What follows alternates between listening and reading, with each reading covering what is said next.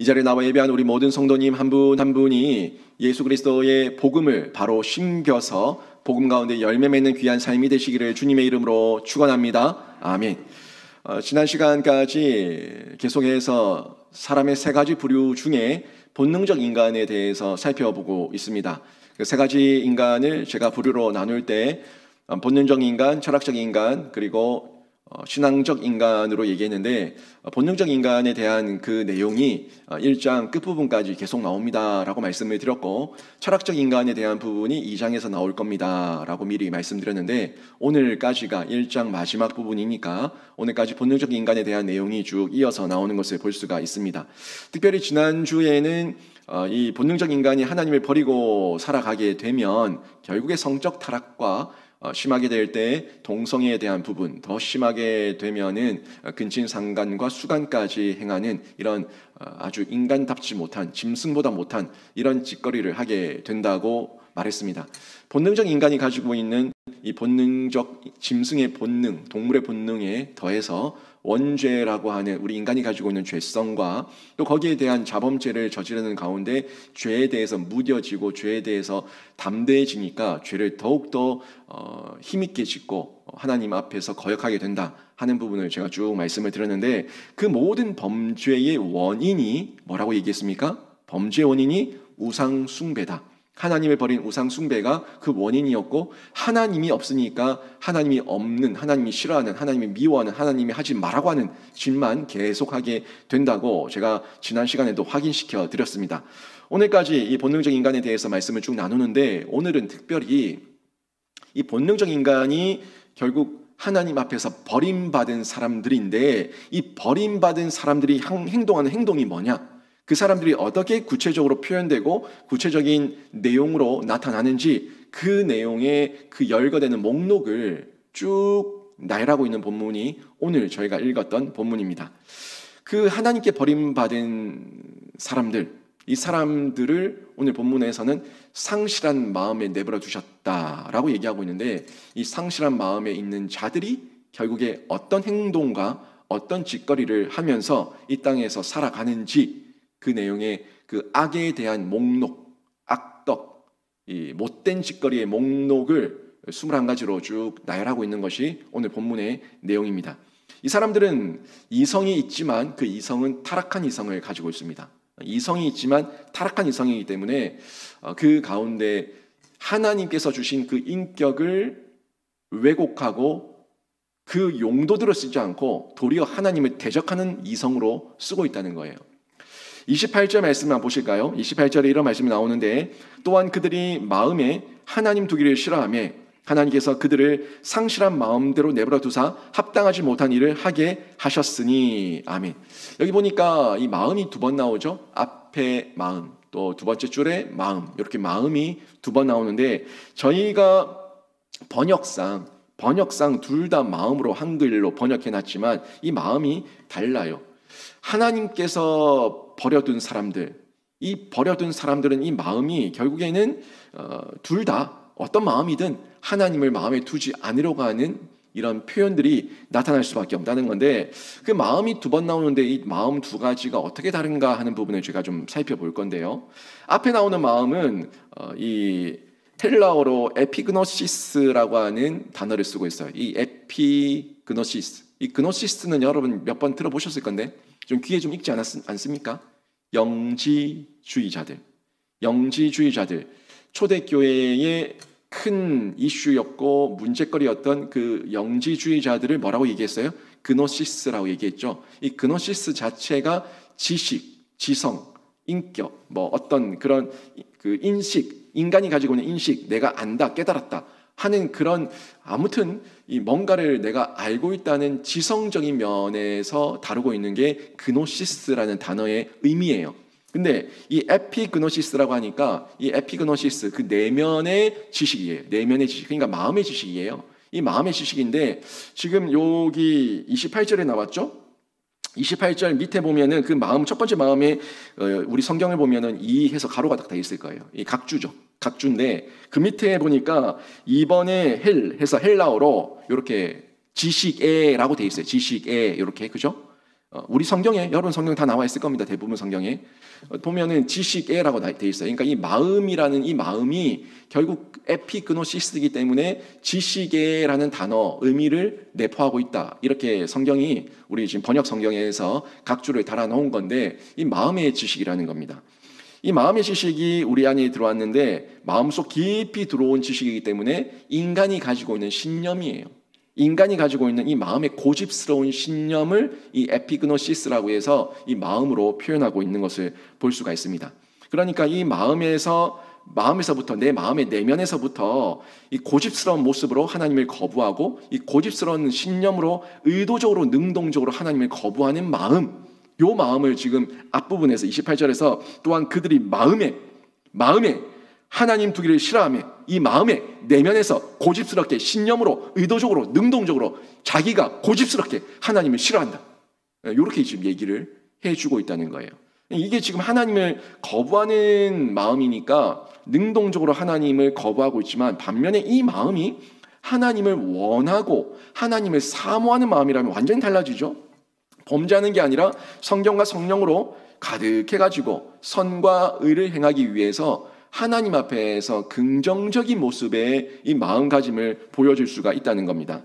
결국에는 이 마음이 지금 불의한 지식, 이 불경건한 지식으로 가득 차 있으니까 하나님을 대적하면서 하나님 앞에 반역하고 있는, 우상 숭배하는 이런 표현으로 나타나고 있다는 거죠. 이 마음이. 또 그다음 두 번째 나왔던 이 마음이 헬라어로 보면은 이 누스라고 하는 단어예요. 누스.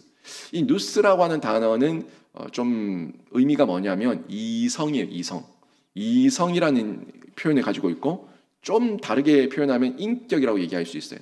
하나님께서 우리에게 생기를 불어 넣으셔서 우리가 생명이 되어서 우리가 하나님을 의식할 수 있고 하나님을 사랑할 수 있는 우리의 자유의지와 인격을 주셨단 말이에요.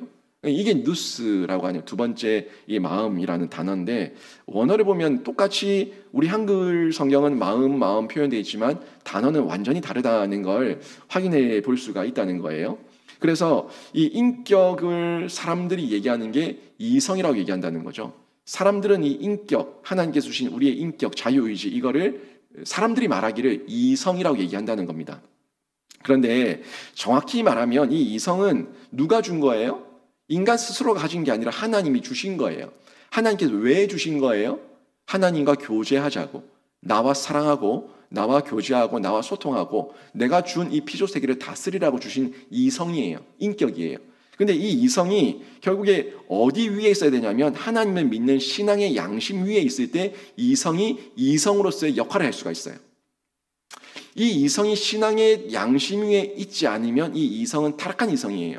그러니까 지금 얘기하는 게 이 신앙의 양심 위에 있을 때 우리가 바른 이성을 가지고 하나님을 더 사랑하고 사모하고 하나님께서 원하시는 뜻을 발견해서 하나님 뜻대로 살아갈 수가 있는데, 이 이성이, 여러분이나 세상 사람이 살아가는 우리 이성이 하나님을 떠나 있을 때는 타락한 이성이라고요.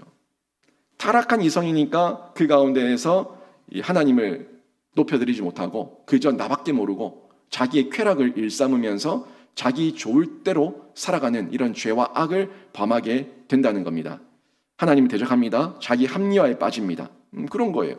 그러니까 이 이성을 저희가 잘 활용하기 위해서는 신앙이 있어야 되고, 신앙은 믿음이고, 믿음 위에서 이 이성이 왜 주어졌는가를 깨달았을 때, 그리고 그것을 알았을 때, 그게 진짜 그노시스예요. 진짜 에피그노시스가 되어서 내 내면에서 진심으로 우러나는 이런 하나님을 사랑하는 표현, 반응, 헌신, 섬김을 할 수가 있다는 겁니다. 이 이성을 성경은 또 뭐라고 얘기하냐면요, 지혜라고 얘기해요. 성경에서는 이 이성을 지혜로 표현을 많이 하고 있는데, 잠언에서 보면은 잠언 1장 7절, 9장 10절 여기 보면은 여호와를 경외하는 것이 지혜의 근본이다라고 얘기하고 있는데, 이 지혜가 이성이에요. 이 지혜가 하나님을 아는 이 누스예요. 하나님을 제대로 알고 있는 신앙의 토대 위에 바로 세워져 있는 이성이에요. 근데 이 이성이 하나님을 떠나니까 타락한 이성이 되었는데, 28절 보시면 두 번째 이성이 어떻게 나옵니까? 하나님께서 그들을 그 상실한 마음대로 내버려 두사, 상실한 마음대로 내버려 두사, 뭐예요? 이 상실한 마음대로 내버려 뒀다는 게 황폐하게 타락한 모습 그대로, 그러니까 하나님 신앙 없는 모습 그대로 내버려 뒀다는 거예요. 내버려 두니까 이게 타락한 이성이라는 거죠. 결국 제가 오늘 설교 제목을 타락한 이성의 결론, 상실한 마음의 결론이라고 했는데, 요건 다시 얘기하면 타락한 이성의 결론이에요. 타락한 이성이 어떤 행동을 하고 어떤 행실을 가지게 되는가 하는 부분을 얘기하고 있는데, 문제는 뭐냐면요. 문제는 요 에피그노시스와 누스를 가지고 있다는 이 마음에 이 이성을 가지고 있다고 하는 인간들이 내가 황폐한 줄 모른다는 거예요. 내가 타락한 줄 모른다는 거예요. 그걸 인정하지 않는다는 거예요. 스스로 자기 합리화와 자기 최면 속에서 나는 죄 없다, 나는 잘하고 있다, 나는 문제 없다, 나는 윤리적이다, 나는 도덕적이다 라고 얘기하고 있다는 거예요. 이게 문제라는 겁니다. 문제를 문제로 알아야지 거기서 빠져나올 건데, 오히려 그 타락한 모습을 이성적으로 믿고 살아가니까, 그 타락한 모습을 이성적이라고 믿고 살아가니까 이게 문제라는 거예요. 여러분, 이태원에서 오늘 뉴스 보셨죠? 아침에 현재 149명이 죽었어요. 이태원에서 할로윈 그 축제 때문에 많은 인파가 모여서 그 축제 인파 속에서 사람들이 넘어져가지고 149명이 죽었고요. 76명이 중상인데 그중 19명이 위독하답니다. 사망자는 더 늘어날 수 있어요. 세월호 이후에 최대의 참사라고 얘기하고 있어요.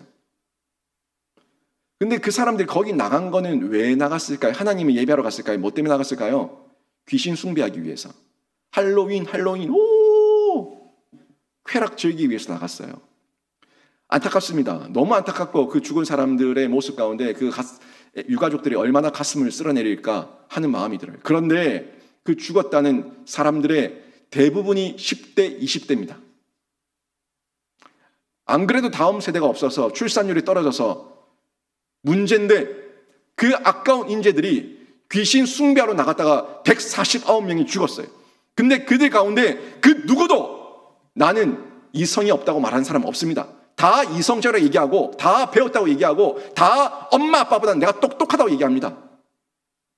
그런데 그렇게 죽었어요. 귀신 숭배하러 갔다가.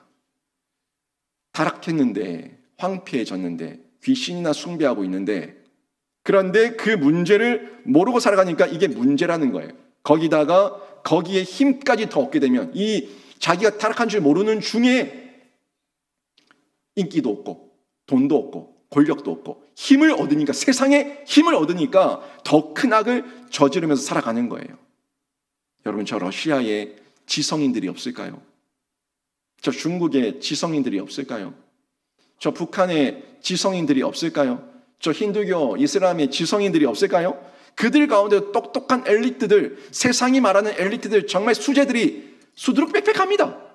너무너무 많습니다. 그런데 그들이 왜 독재 가운데 매여있고 독재를 또 일삼으며 살아가냐고요. 그렇게 배운 자들이, 그렇게 이성과 지성을 가지고 있다는 자들이 왜 국민들을 탄압하며 국민들을 죽이며, 왜 그렇게 타락한 이성을 가지고 독재와 죄와 악을 범하면서 더 큰 죄와 악을, 더 큰 범죄를 저지르며 살아갈까요? 다들 스스로 배웠다는 자들인데, 그 행위가 이성적이라고 믿으니까, 내가 하는 행동이 이성적이야, 내가 하는 행동이 윤리적이야, 내가 하는 행동이 도덕적이야 라고 착각에 빠져 있으니까, 그 착각 속에서 범죄와 악을 일삼으면서 결국에는 인류를 파괴하고 국민들을 죽이는 이런 억압을 행하고 있다는 거예요. 이들의 행위를 성경이 쭉 나열해서 정리하고 있어요. 이들의 악한 행동이 결국에 어떻게 나타나는가 하는 죄악의 목록을 지금 성경이 쭉 얘기해주고 있는데, 이 죄악의 목록 한번 보십시오. 29절부터 31절까지 내용을 보니까 이 죄악의 목록이 21가지가 쭉 나옵니다.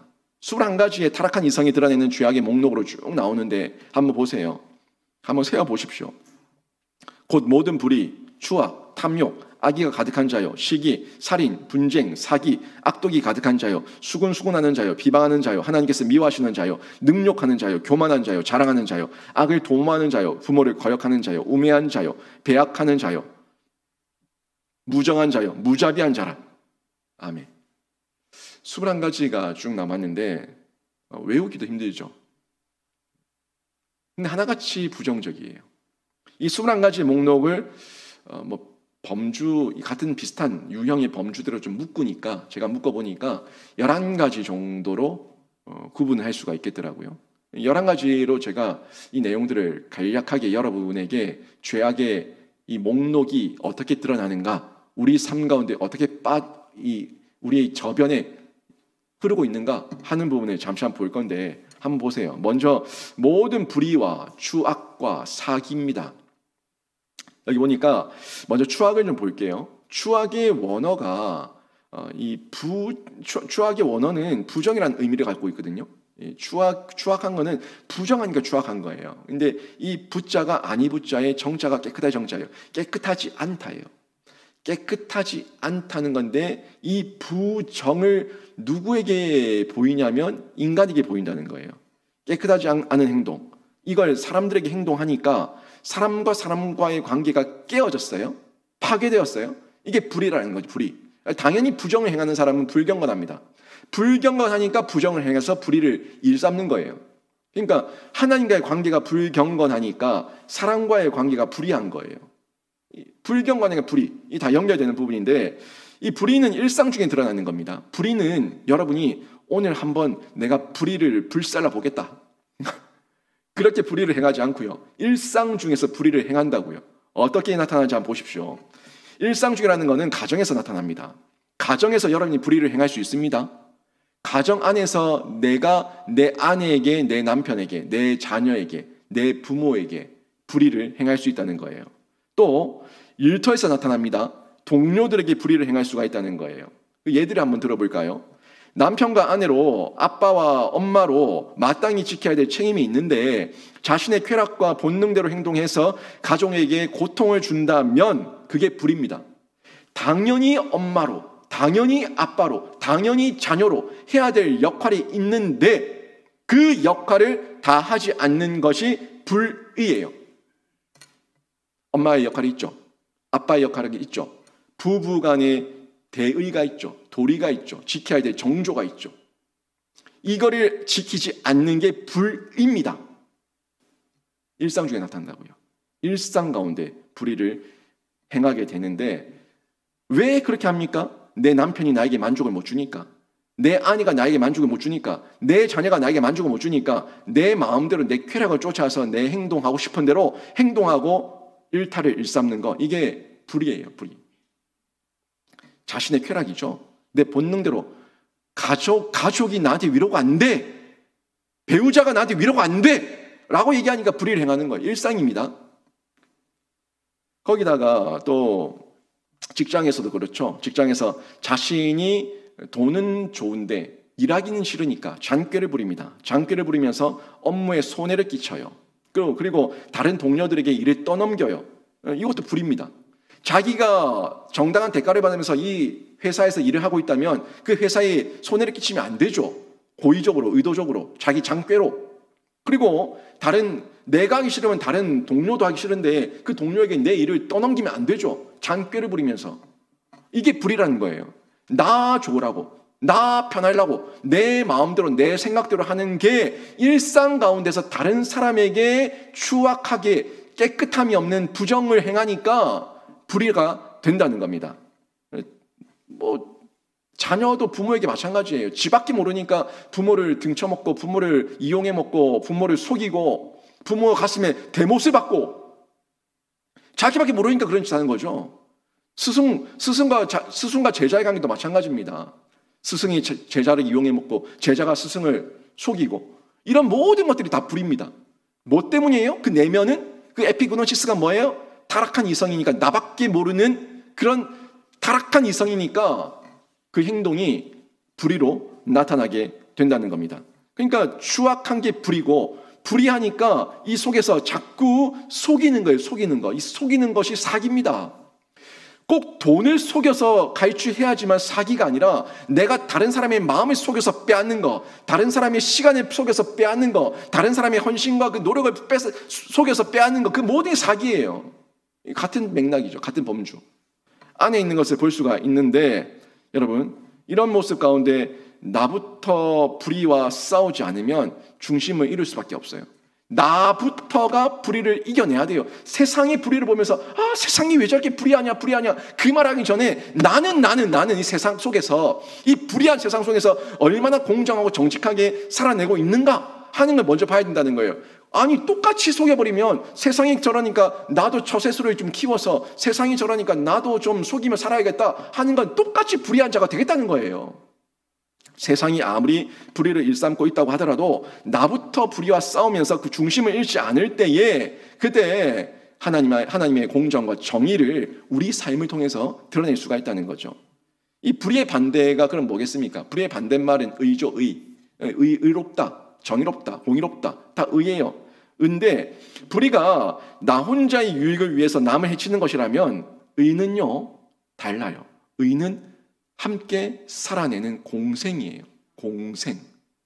잘 보세요. 불의는 항상 나만 살면 된답니다. 모든 세상의 불의는 나만 살면 된다예요. 근데 의는 공생이라고요. 그러니까 세상은 불의해서 사기치면서 속이고, 똑같이 나도 그 불의를 따라가게 되면 나도 망할 존재가 되지만, 그 중에서도 내가 나의 책임과 의무를 다하면 내 자리를 내가 지켰으니까 나는 하나님 앞에서 살았어요. 그런데 그거로 끝나는 것이 아니라 내가 사니까 다른 사람들에게도 영향력을 끼쳐서 다른 사람도 살리게 되니까 공생이 된다고요. 내가 복음 안에서 믿음을 제대로 지키고 있을 때 내가 예수의 복음을 다른 사람에게 전달하게 되니까 이게 공생이 되는 거예요. 여러분 먼저 살아내십시오. 여러분이 먼저 복음 가지고 살아내십시오. 여러분이 살아내셔야 여러분 가족도, 여러분 배우자도, 여러분 모든 자녀도 살려냅니다. 그게 공생이에요. 자녀, 가족, 우리 가정, 여러분 함께 죽음을 향해서 돌진하지 마시고 내가 살아서 여러분을 통해서 여러분 모든 가족을 살려내는 공생의 은혜가 여러분 통해서 나타나기를 주님의 이름으로 축원합니다. 이게 우리의 변화예요. 이 변화가 시작되는 거예요. 이런 모습 가운데 있을 때 우리의 삶 가운데 새로운 시작과 도전도 있고 희망을 발견하게 되는 거죠. 또 두 번째 볼 게 탐욕과 분쟁을 좀 묶어서 볼 수가 있습니다. 이 탐욕과 분쟁을 보니까 늘 다투는 거죠. 이 분쟁, 탐욕. 이 탐욕 때문에 분쟁이 생기는 거예요. 이건 연결되어 있는 겁니다. 하나님을 믿어서 내가 죄인이라는 것을 인정하게 될 때 그때부터 사람의 변화는 시작이 됩니다. 이 시작이 없으면 사람은 변하지 않습니다. 뭐부터요? 내가 죄인이라는 거 인정. 요거부터 시작이라고요. 제가 로마서 초두부터 계속 얘기했어요. 내가 죄인임을 인정하지 않으면 예수 필요 없습니다. 내가 죄인임을 인정하지 않으면 구원자 필요 없습니다. 십자가 필요 없습니다. 여러분 여기 앉아있을 필요도 없습니다. 내가 죄인이라고 인정하니까, 지난 한 주도 또 죄를 지었다는 걸 내가 인정하니까 여기 나와서 자복하고 통회하면서 하나님 앞에 회개하는 거예요. 내가 죄인됨을 인정하는 거기서부터 변화가 시작된다는 겁니다. 변화 없는 사람은요, 탐욕 그 자체입니다. 변화가 없으니까 무슨 그 안에서 의가 있겠습니까? 그 안에서 나눔이 있겠습니까? 변화가 없으니까 본능대로 살아가고 죄성대로 살아가고 자범죄에 더욱더 죄에 대한 담대함을 가지고 죄를 범하게 되니까 탐욕 그 자체라고요. 탐욕. 욕심 많은 두 명이 만났어요. 뭐가 일어나겠습니까? 욕심 많은 두 죄인이 만났어요. 뭐가 일어나겠습니까? 싸움밖에 더 있겠습니까? 한 명이 피해야 되는데, 한 명이 온유해야 되는데, 둘 다 탐욕 가운데 있으니까 결국 분쟁이 일어나는 거예요. 세상 보세요. 자신의 탐욕을 채우기 위해서 종교적인 기도가 넘쳐오르고 있습니다. 비나이다. 다 나의 탐욕 채워달라는 거죠. 이런 기도를 하니까 종교인들이 세상 가운데 보면 넘쳐나고 있는데, 그 넘쳐나는 종교인들 속에 보니까 역시 분쟁이 끊어지지 않구나 하는 것을 발견하게 되는 거죠. 또 세 번째로 좀 범주를 묶으면 악의가 가득한 자, 악독이 가득한 자, 악을 도모하는 자, 다 악인데 이렇게 나타나는데, 사람의 마음은요, 행동으로 드러납니다. 내 마음의 에피그노시스가, 내 마음의 누스가 행동으로 드러난다고요. 여러분이 저를 많이 미워하면 눈빛에서 드러납니다. 말투에서 드러납니다. 행동에서 드러납니다, 진짜. 사람은 영물이라 그러죠. 영적인 동물이에요. 그래서 여러분이 느끼는 거예요. 물론 그 가운데 100% 확신할 수는 없지만 오해도 있을 수 있고 착각도 있을 수 있고 내 심령이 약하고 내 이성이 병들어 있으면은 열등감 때문에 낮은 자존감 때문에 다른 사람의 그 환한 웃음도 비웃나 이렇게 받아들여요. 그래서 100%는 아니에요. 100%는 아니지만 내 상태가 그래도 괜찮다고 느끼고 내가 선의를 가지고 있을 때 내가 선의를 가지고 있을 때 이 상대방이 나에게 어떻게 대하는가를 봤을 때 그 사람의 마음을 보면은 저 사람이 지금 마음이 미운 마음이구나. 나를 미워하고 있구나 하는 게 느껴지게 되는데 이게 틀과 같아요. 틀이 뭔 줄 알죠?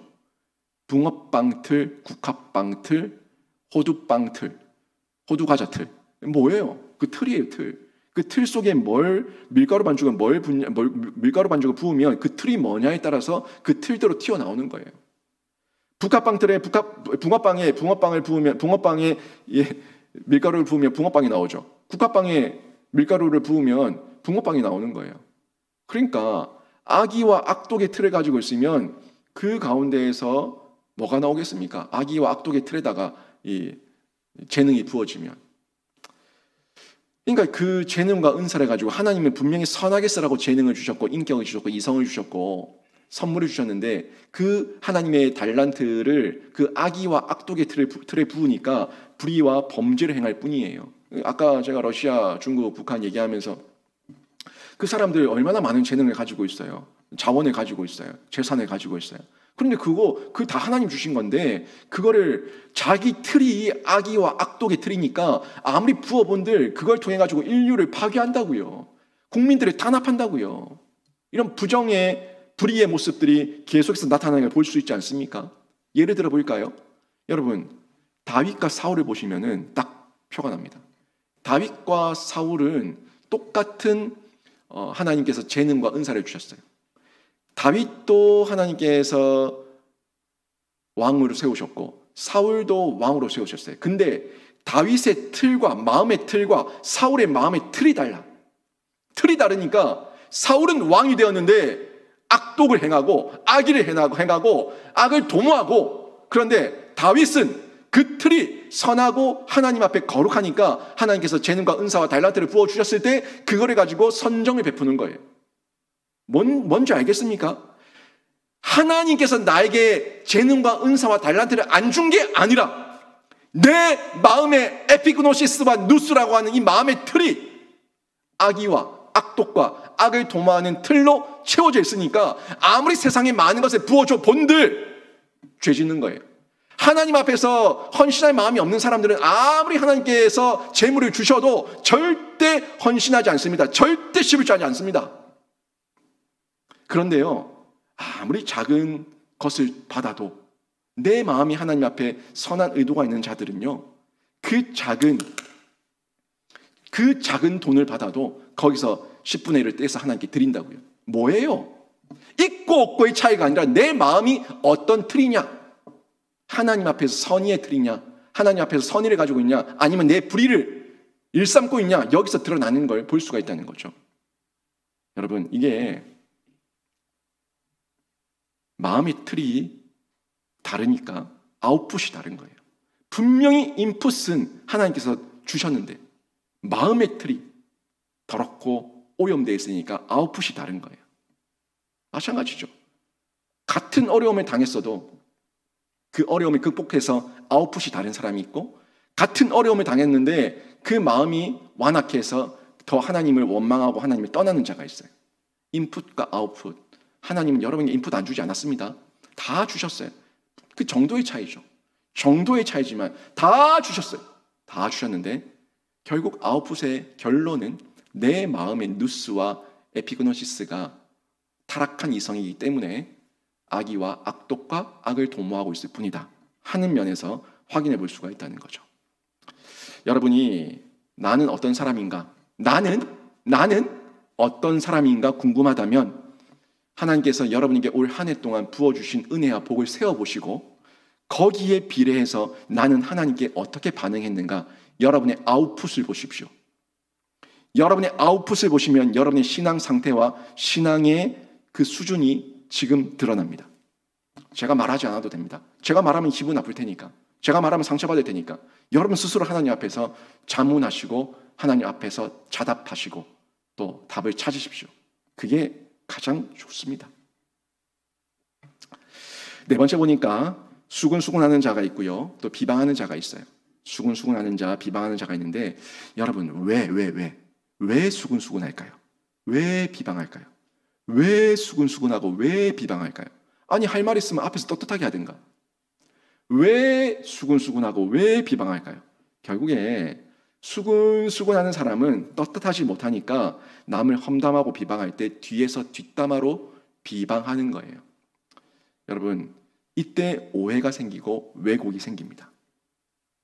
교회 일 가운데 여러분 궁금증이 있으면 모르는 사람들끼리 얘기하지 마시고 장로님에게 물으시고 저한테 물으세요. 예의 있게 흥분하지 마시고 예의 있게 평정심을 유지하면서 궁금하니까 묻는 거잖아요. 내가 먼저 편견이 들어가니까 화가 올라오는 거예요. 편견은 내려놓고 궁금하니까 그냥 궁금한 대로 물으세요. 다 보여드리겠습니다. 다 알려드리겠습니다. 떳떳하지 못하니까 수군수군하고 험담하고 비방하는 거예요. 오해와 왜곡이 생기는 겁니다. 요게 카더라죠. 카더라 통신.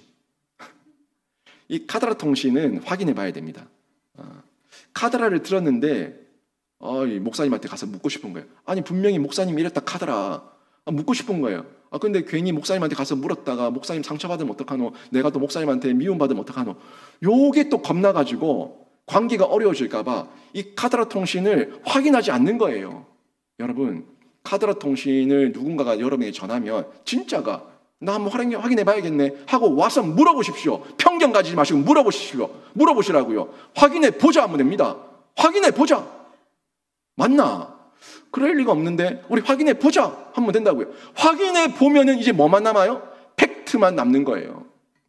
이 카더라 통신 거기에 다 넘어져 가지고 계속 우리가 허물 가운데 마음에 죄를 지으면서 있을 수가 있는데 그래서 솔로몬이 잠언을 많이 적었는데 솔로몬이 반복하고 계속해서 강조하는 한 가지가 뭐냐면 요 입이에요. 말 조심하라고 잠언에 일평생 조심해야 될 게 말이라고 그렇게 솔로몬이 전달해 주고 있다는 겁니다. 말이 많으면 허물이 많거든요. 복음 전하는 말 많이 하십시오. 하지만 내 생각하는 말은 줄이십시오. 말이 많으면 허물이 많고요. 수군수군하는 말이 많으면 불의의 열매만 맺을 뿐입니다. 그리고 기억하세요. 제가 여러 번 얘기했는데 남이 여러분에게 와서 누군가를 험담하면 그 사람은 또 누군가에게 나를 험담할 사람이에요. 100%입니다. 그 사람들은 기질적으로 이렇게 이 마음 상태가 이 누스와 에피그노시스가 이미 타락한 이성이기 때문에 내 이성으로 다 판단하고 있거든요. 여러분 남의 험담을 나에게 이야기하는 사람은 반드시 나에 대한 험담도 다른 누군가에게 하기 마련이라는 거 기억하시고 그분들을 위해서 기도해 주시고 그 입술을 막으시고 기도해 주시고 손잡고 기도해 주시고 아니다 우리 같이 가서 확인해 보자 해서 아니라는 것을 확인시켜 주십시오. 자기 소설 쓰지 말고 편견 속에 있지 말고 이렇게 자꾸 사람들을 들쑤시면서 사람들 마음을 흔들어 놓는 사람들이 꼭 있어요. 어느 교회를 가도 있어요. 어느 집단에 가도 있고요. 어느 모임에 가도 있어요. 여러분이 흔들리지 마시고 여러분이 심지가 견고한 신앙 가운데서 하나님의 지혜 가운데 서 있으시기를 주님의 이름으로 축원합니다. 또 보시게 되면 다섯 번째가 시기, 교만한 자, 자랑하는 자 이렇게 묶어서 볼 수가 있는데 이 시기가요. 제가 이 시기하고 요거 열심을 단어를 다 찾아봤는데 왜 이게 파생됐는가 제가 한참을 찾았는데 하여튼 뭐 근거는 제가 이 자음이 다 달라가지고 이 자음이 다 다른데 어떻게 이게 파생된 거지? 계속 찾다가 아무튼 파생됐대요. 파생됐다고 그러더라고. 근데 발음도 어려워. 이 시기라는 게 프소노스, 이 프소노스라고 하는 건데 이 프소노스 이렇게 발음이 되게 어렵던데 이 시기라는 게 이 열심이라는 단어에서 파생이 됐다는 거예요. 이 열심은 젤러스라는 건데 이 젤러스에서 파생된 시기니까 열심에서 파생된 시기니까 무슨 거예요? 뭐예요 이게? 잘못된 열심이죠. 시기는 잘못된 거니까 시기, 미움, 질투 뭐 이걸 부정적인 거지 않습니까? 그러니까 열심에서 파생됐는데 내 안에 열심은 있는데 이게 부정적으로 잘못된 열심인 거지 잘못된 경쟁을 부추긴다는 겁니다. 이 잘못된 경쟁은 사람들 간의 시기를 만들어내고 사람을 볼 때에 사람을 인격으로 보지 않고 사람을 시기의 대상으로 본다는 거예요. 나도 잘하고 싶은데 저 사람이 잘해. 얼마나 잘한다고. 이렇게. 이게 시기지 않습니까? 지가 잘해봤자지 뭐. 이렇게. 한번 보자. 얼마나 잘했는가. 이게 다 이 마음 가운데 이 경쟁이죠. 열심. 나도 잘하고 싶은데 하는 이 열심은 있는데 이 열심이 잘못된 열심과 잘못된 경쟁으로 시기까지 일어나게 된다는 것. 요거는 결국 내 마음의 상태가 옳지 않았다, 좋지 않았다, 타락한 이성이었다는 것을 확인할 수가 있다는 거죠. 물론 이 바울과 같은 온유함과 초월적 안목을 가지고 있다면 괜찮아요. 이 바울 빌립보서 강해를 수요일에 하고 있는데 빌립보서 1장 18절에서 어떻게 봤습니까? 이 빌립보 감옥에 바울이 갇혀져 있는데 바울과 경쟁하고자 했던 바울을 시기했던 자들이 열심으로 복음을 전하니까 바울이 감옥에서 뭐라고 얘기했어요? 거칠어로 하나 참으로 하나 무슨 방도라든지 전파되는 것은 그리스도니 나는 기쁘고 기쁘다. 나는 지금도 기쁘고 앞으로 기뻐할 거다. 뭐 거칠어로 하나 참으로 하나 무슨 방도로 하나 하여튼 어떻게 하든지 예수만 증거되면 됐다.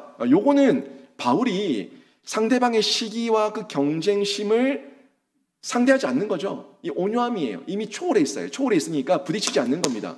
이런 마음을 가지고 있다면 문제가 되지 않겠지만 우리 사람들이 그렇지 않다는 거죠. 이 마음에 온유함이 없다 보니까 누군가가 대부분의 사람들은 누군가가 저 사람이 저거 못한다 하던데 자기가 더 잘한다고 하던데 그러면 누가 그러대? 한번 해보자 할까? 뭐 이렇게 이런 마음 대부분의 사람들이 그래요. 요 마음에 다 넘어져요.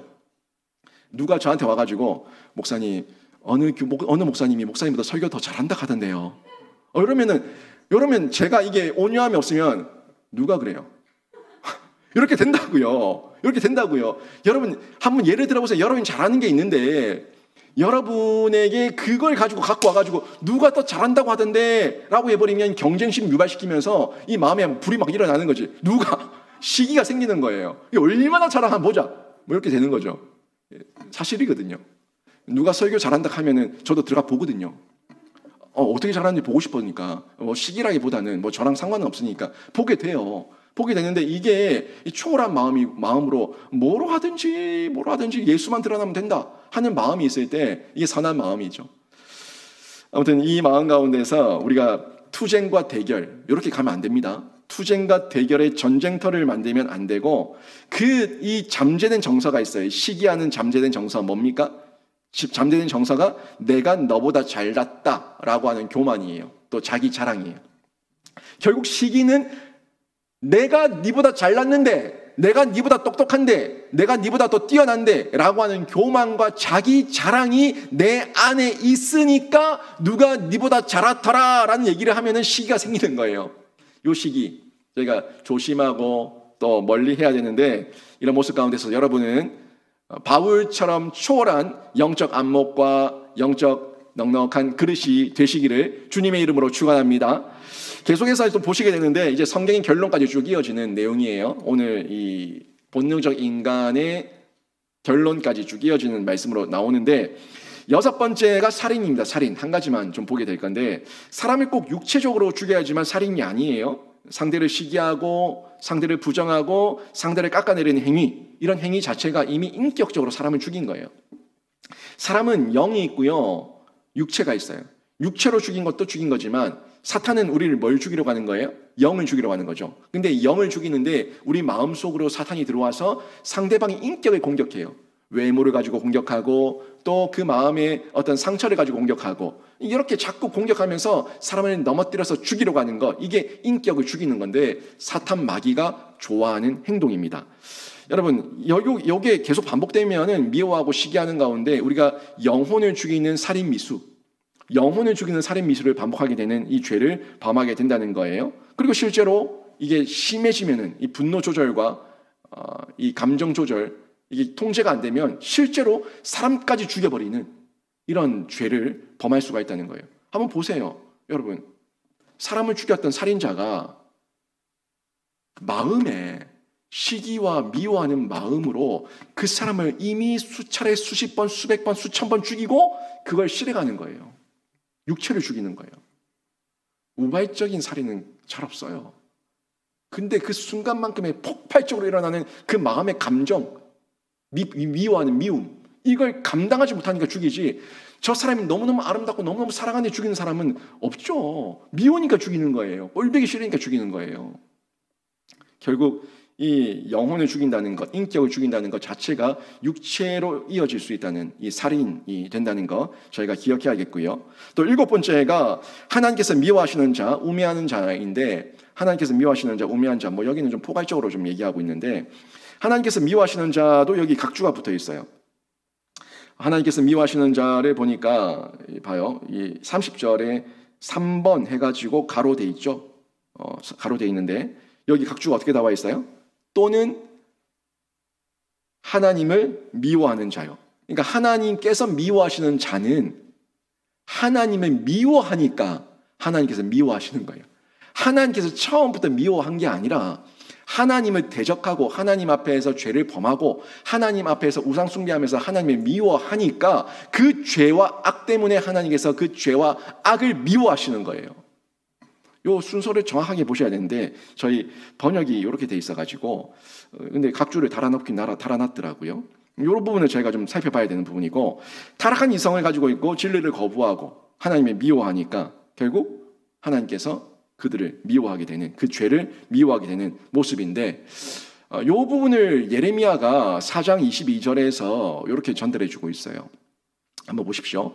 내 백성은 나를 알지 못하는 어리석은 자요, 지각이 없는 미련한 자식이라. 악을 행하기에 지각이 있으나 선을 행하기에는 무지하도다. 아멘. 보세요. 지금 하나님께서 그 죄와 악을 행하는 그들, 지금 이 하나님 앞에서 미워하는 자, 우매한 자, 지식이 없는 자, 이 사람들을 얘기하는데, 저 버러지는, 저 짐승은, 저 사탄은 이라고 얘기하지 않고 뭐라고 얘기해요? 내 백성은 나를 알지 못하는 어리석은 자요, 지각이 없는 미련한 뭐라고요? 자식이라, 자녀라. 하나님은 그 인간 존재 자체를 미워한 게 아니라 그 사람 속에 지각이 없고 미련하고 우매하고 죄와 악을 행하고 있는 그 죄와 악을 미워하는 거예요. 여러분 정확하게 보세요. 여러분, 우리가 자식을 낳아서 자식이 내 마음대로 안 크고 정말 못된 짓 할 때 그 자식이 미울 때도 있지만 그 자식이 돌아오면 언제든지 안아주지 않습니까? 그 자식 존재가 미운 게 아니라 그 자식 안에서 역사하고 있는 사탄의 그 못된 행동들, 그 죄가 미운 거예요. 왜 이 아이에게 이런 못된 습관이 생기고 못된 이성이 들어가서 이 아이를 버려놨는가? 이게 미운 거예요. 하지만 그 아이가 돌이키기만 하면, 돌이켰다는 건 뭐예요? 죄를 끄는 거예요. 죄를 끊어내기만 하면 그 아이를 품어줄 수 있는 게 부모입니다. 우리 인간 부모도 그 정도인데 우리 하나님께서 우리 백성들을, 우리 자녀들을 미워하겠냐고요. 그래서 이게 지금 하나님께서 미워하시는 자요, 요 부분을 지금 요 각주에서 하나님을 미워하는 자라고 표현해놨고, 요 부분을 정확하게 보기 위해서는 예레미야서를 봐야 되는 거죠. 하나님께서 그들을 미워하는 게 아니라 그 지식 없고 우매하고 지각이 없는 그 미련함, 그걸 미워하고 무지함을 싫어한다는 겁니다. 하나님을 떠나면 이렇게 되는 거예요. 하나님께서 분명히 우리에게 인격을 주시고 이성을 주셨는데 불구하고 하나님을 떠나니까 어리석어졌어요. 지각이 없어요. 미련합니다. 무지합니다. 악만 행하게 되는 겁니다. 8번째가 능욕하는 자인데, 이 능욕하는 자는 난폭한 사람이라는 뜻입니다. 능욕하는 자 자체의 뜻이, 그 의미가 난폭하다, 폭력을 휘두른다, 폭군이다 하는 그런 의미가 가지고 있어요. 사람이 난폭해지는 거는요, 결국 뭐 때문입니까? 감정의 지배를 받을 때에, 분노 조절을 못할 때에, 쾌락을 통제하지 못할 때에, 그때 난폭해지는 것을 볼 수가 있습니다. 사람과 사람 사이의 폭력은 이성이 감정의 지배를 받을 때 나타납니다. 우리는 이성이 있기 때문에 말로 얘기할 수 있습니다. 충분히 말로써 서로 간의 대화로서 풀어갈 수 있습니다. 그런데 주먹이 먼저 앞서고 손이 먼저 올라가는 거, 또 욕이 먼저 나오는 거는 뭐예요? 내 이성이, 내 감정이 통제를 받아버린 거예요. 감정이 이성의 통제를 받는 게 아니라 내 감정이 이성을 통제해버리니까 본능적으로 폭력과 행악을 행하면서 힘으로 이걸 표현하게 된다는 겁니다.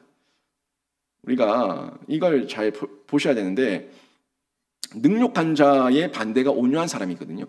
능욕한 자, 이 난폭한 자, 이 사람의 반대가 온유한 사람인데, 온유한 사람은 딴 거 아니에요. 이성으로, 하나님의 그 선한 이성으로 이 감정이라는 걸 통제하는 겁니다. 또 우리에게 힘이 있지만 그 힘을 지혜롭게 사용하고 표현하는 겁니다. 그 사람이 온유한 사람이에요.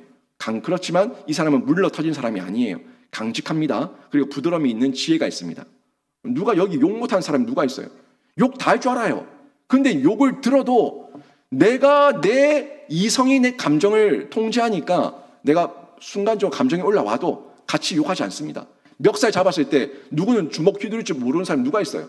할 수 있지만 내 이성이, 선한 이성이 내 감정을 통제하고 온유함으로 내 힘을 지혜롭게 표현하는 거예요. 이런 표현이 있을 때 성숙한 사람이 되는 거죠. 또 아홉 번째가 부모를 거역한 자인데, 주변을 살펴보면은 이 부모를 거역한 자들 아주 쉽게 볼 수가 있는데, 부모와 자식 간의 갈등을 겪는 가정이 많습니다. 또 고부 간의 갈등을 가지고 있는 가정도 많고요. 이런 갈등은 속히 해결하는 게 가장 좋은데, 이유는 내 자녀를 위해서예요. 내 자녀를 위해서라도 푸십시오. 물론 사연이 있을 겁니다. 물론 이유가 있을 겁니다. 사연과 이유가 있어서 부모가 나에게 못된 짓과 하지 말아야 될 행동을 해서 그 부모를 미워하고 시기하고 죽이고 싶고 이런 마음들도 있을 겁니다. 그런데 그래도 풀어야 되는 이유는요, 내 자녀를 위해서입니다. 내 자녀를 위해서 푸는 거는 내 자녀에게 부모가 이렇게 못났다고 하더라도 어떻게 하는 것이 효도인가 하는 것을 가르쳐주는 시청과 교육이 되기 때문에 자녀를 위해서라도 푸셔야 된다는 거예요. 지혜롭게 푸시고 부모가 또 살아 계실 때 효도하고, 효도를 이렇게 하는 거라고 자녀에게 가르쳐주는 거예요. 여러분은 하기 싫더라도 여러분의 자녀를 위해서라도 여러분이 효도를 보여주시고 가르쳐주시고 시청과 교육을 통해서 확실하게 전달해 주시기를 바랍니다. 10번째가 배약하는 자인데, 이 배약은 약속을 어겼다는 거예요. 약속을 어겼다는 건데, 약속은 누가 하는 거냐면 인격과 인격이 하는 게 약속이에요. 인격과 인격이 하는 게 약속입니다. 약속을 나무와 합니까? 약속을 하늘과 합니까? 약속을 저 밑에 벌레와 합니까? 약속은 인격과 인격이 하는 게 약속이에요. 하나님도 신적 인격을 가지고 있고 우리도 인간 인격을 가지고 있는데, 하나님께서 우리에게 약속해 주신 게 언약이에요. 우리가 하나님 앞에 약속한 게 서원이에요. 약속은 인격과 인격이 하는 거고, 사람과 사람 사이도 인격과 인격이기 때문에 인격과 인격이 하는 게 약속입니다. 이 약속을 무시한다는 것은, 깨트린다는 것은 결국 나의 인격이 무너졌든지 아니면 상대의 인격을 무시할 때 약속을 깨트리는 거예요. 그렇죠? 내가 약속을 깨트리는 것은 내 인격이, 내 가슴에 인격이 화염 맞아서, 신앙의 양심이 없어서 양심이 화염 맞아서 약속을 깨트려 버리든지, 아니면 저 사람을 하찮게 여기고 저 사람을 무시하니까 그 사람의 약속을 그냥 무시하고 깨트려 버리는 거예요. 둘 중 하나겠죠. 나는 너무 쉽게 내 자녀와 내 가족과의 인격을 무시하고 있지 않은지 여러분 한번 돌아보십시오. 가장 약속을 잘 어기는 그 일상이 가정이에요. 부모가 자녀에게, 자녀가 부모에게, 부부간에 가장 잘 인격과 인격이 만나 있는 그 일상에 가장 많은 시간을 보내고 있는 곳인데, 거기서 너무 쉽게 그 약속을 깨트리고 있는 부부와 자녀와의 관계를 저희가 볼 수가 있다는 거죠. 여러분, 이 가운데에서 결국에 약속이 결국 이렇게 하찮은 거다 하는 걸 또 내 자녀에게 가르쳐 주는 거예요. 배약하지 마십시오. 자녀에게 요거 잘하면은 뭐 하나 사주겠다라고 약속했다면 그 아이가 해내면 해 주셔야 되는 거예요. 약속은 지키셔야 되는 거예요. 그리고 매를 맞겠다고 약속을 했으면 매를 때려야 되는 거예요. 약속이니까. 약속이니까. 그 약속을 통해서 인격과 인격이 서로 존중받고 있다는 것을 확인해 가야 된다는 겁니다. 또 11번째, 마지막인데요. 무정한 자, 무자비한 자인데, 이 무정하다, 무자비하다는 것은 결국 사랑이 없다는 거예요. 사랑이 없으니까 무자비하고 무정한 겁니다. 하나님을 알려 하지 않는 자에게 무슨 사랑이 있겠습니까? 그 마음에 하나님이 없는데, 사랑의 근본, 근원, 그 뿌리가 없는데 무슨 사랑을 실천할 수가 있겠습니까? 물론 자신은 사랑하겠죠. 나를 사랑한다고. 나밖에 모르니까 나를 사랑한다고 얘기하겠지만 그거는 사랑 아니에요. 단어만 사랑이지 그저 병든 이기심에 불과합니다. 그냥 나를 사랑한다, 자기 사랑, 나르시시즘, 말이 좋아 사랑이지, 사랑이라는 이름을 포장하고 있을 뿐이지 그건 병든 이기심이라고요. 자기밖에 모르는 이기심. 이건 사랑 아니에요. 이런 사람들이 결국 무정하고 무자비한데 참된 사랑의 근원인 하나님이 없으니까 이런 행동을 하게 되는 건데요. 하나님께 접속되고 연합된 자만이 하나님의 사랑으로 충만해져서 하나님의 정도 알고 하나님의 자비도 알고 그 정과 자비를 온전하게 받아서 실천하는 거예요. 그러니까 무자비한 게 아니라 자비합니다. 무정한 게 아니라 정이 있습니다. 하나님 안에 있을 때 정과 자비를 행동할 수가 있는데, 하나님 없는 사랑은 사랑의 흉내고요. 흉내는 흉내 내다가 실수하면은 오히려 상대방에게 더 큰 상처를 줍니다. 아사리 처음부터 하지를 말지. 괜히 사랑하는 척 흉내 내다가 사랑해서 결혼한다고, 사랑해서 뭐 한다, 사랑해서 뭐 한다, 괜히 흉내 내다가 결국 그 사랑이 나를 위한 자기 사랑의 이기심, 불가했다는 것을 발견하게 되면 더 큰 상처를 받고 다치게 된다는 겁니다. 여러분, 이렇게 21가지 죄악의 목록을 모두 살펴봤는데 32절에서 성경은 본능적 인간의 결론을 맺고 있습니다. 본능적 인간의 결론이에요. 32절 보십시오. 그들이 이 같은 일을 행하는 자는 사형에 해당한다고 하나님께서 정하심을 알고도 자기들만 행할 뿐 아니라 또한 그런 일을 행하는 자들을 옳다 하느니라. 아멘. 보세요. 이 사람들 결국에 몰라서 자기 합리와 온갖 것으로 죄를 범하는데 성경의 결론이에요.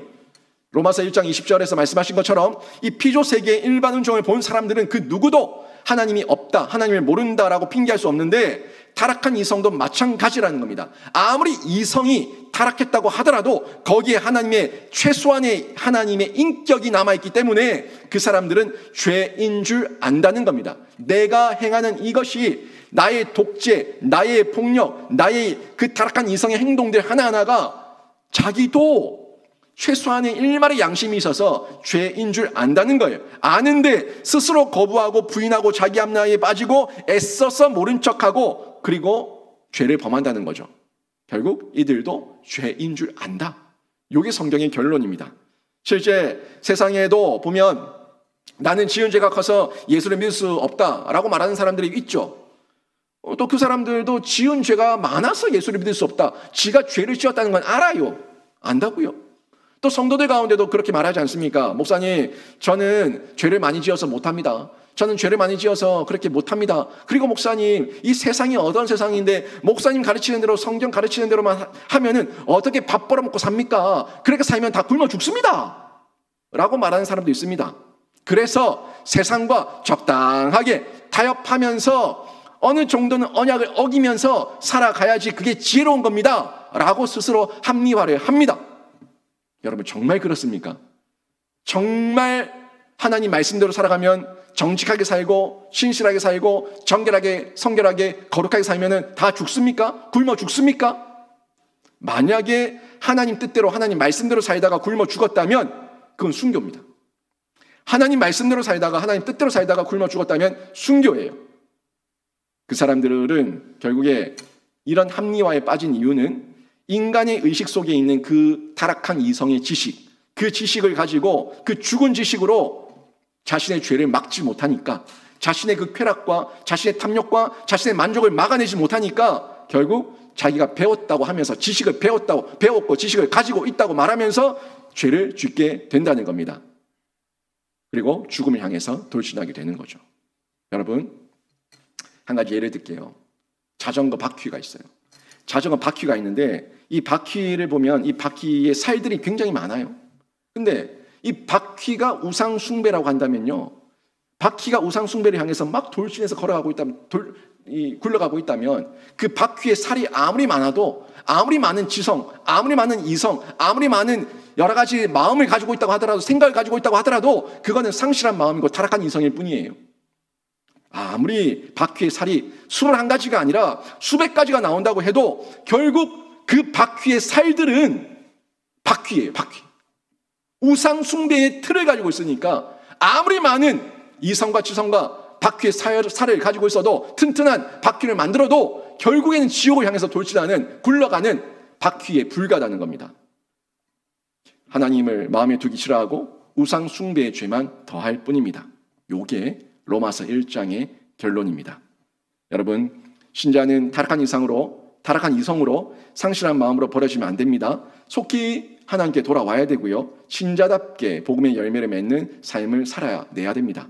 복음의 능력을 전하는 로마서를 통해서 먼저 죄인됨을 여러분이 인정하시고 나를 의롭다 하시고 구원하신 예수를 위해서 말씀대로 의를 이루는 삶을 매일같이 살아가는 신자가 되시기를 바랍니다. 오늘 말씀 정리하면요.